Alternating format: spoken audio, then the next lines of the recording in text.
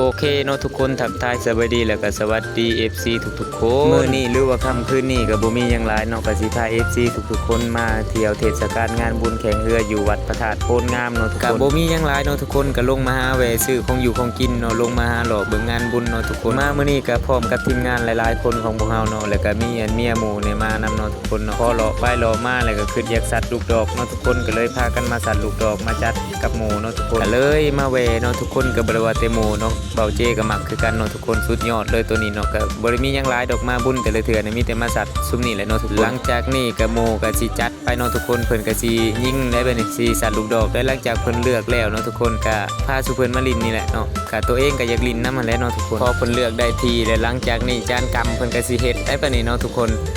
สัตว์ไปเลยลูกแรกแตกให้เพิ่นเนาะลูกแรกเนาะทุกคนลูกที่สองอีกไปลูกที่สองแตกอีกเนาะทุกคนโอ้ก็แม่นอยู่ได้เนาะลูกสุดท้ายบัดนี้สิว่าจังได๋โอ้โห พลาดจนได้เนาะทุกคนเดี๋ยวมาลุยต่อเทิงคิวเสียหมดคนรอไปเนาะทุกคน